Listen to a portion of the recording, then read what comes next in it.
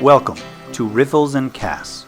In this series of Painting by a Stream, we will hike through the waters of Pickering Creek in Pennsylvania, fishing as we go until we arrive at the perfect location and the subject for our plein air painting. I hope you love both these activities as much as I do. But let me back up. This fishing and painting trip takes a lot of planning and work to execute, so having the right equipment is key. A pair of waders is a must since I'll be doing a lot of walking through the creek.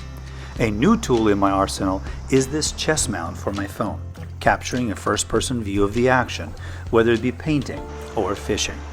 I know, I should just pick one activity or the other.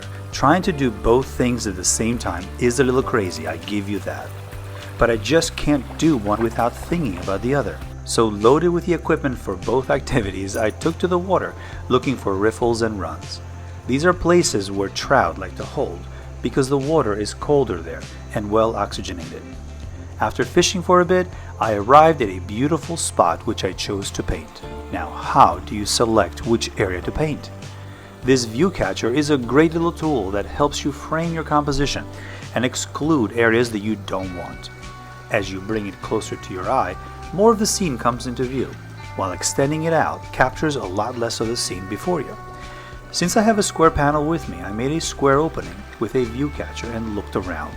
I think I like this view. It was time to unpack and begin painting.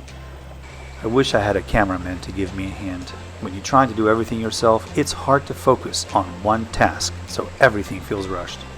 Plein air is a painting technique that was pioneered in 1876 France by the Impressionists. Plein air simply means to paint outdoors. The Impressionist artists like Claude Monet, Renoir, Mary Cassatt, and others simply preferred to paint outside instead of indoors in dingy, dark studios, which at the time was the norm.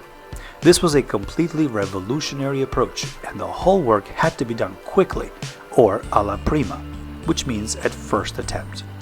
Unlike a still life arrangement that's set up inside a studio, life moves fast and lighting is constantly changing. The Impressionists were more interested in capturing a spontaneous and fleeting moment in time than they were with accuracy of form. The brushstrokes, therefore, have to be quick, rigorous, and full of color. No time to build an underpainting first, and certainly there is no time for meticulous blending. For this reason, Impressionist paintings look fuzzy, but from a distance they come alive with life, color, and movement. After I finished the painting, I turned my attention back to fly fishing since there was plenty of time left in the day. In the rest of this video, I will actually unpack some of the equipment and techniques of fly fishing. Unlike traditional fly fishing, tight line nymphing means that your flies are submerged, running underwater and low to the ground where fish are feeding on larvas, midges, and nymphs, all of which are various stages of bugs. When arriving at a body of water, a fly fisherman always looks to identify the kinds of bugs that are present in the water. They will look under rocks, a common place where insects lay their eggs. As these eggs hatch, they change in size and appearance. Here is a larva I found clinging on one of the rocks. This caddis larva may get dislodged by the water and picked up later by the fish. In their fly box, a fisherman has a variety of midges and nymphs in various sizes and colors to match the bugs that are present in the stream. In tightline nymphing, two flies are presented to the fish, one at the very bottom and one higher up on the water column, hoping that one of them will trigger the hungry fish to bite. Instead of a bobber, a colored section of line is suspended right above the surface. This is your sight indicator. Any pause or subtle hit will be detected by sight. You have to act fast, setting the hook and reeling the fish in. Are you kidding me?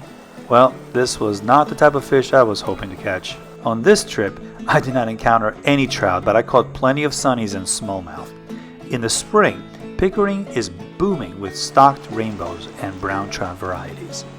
This footage was shot last year on such a trip. I really enjoyed my time at Pickering. Though the fishing could have been better, I am pleased with this plein air painting which captured the trip well. If you enjoyed this video and want to see more content about painting the outdoors, please drop us a like and share your comments here. I look forward to reading them and creating more of the type of work that you find interesting and engaging. Thank you for watching.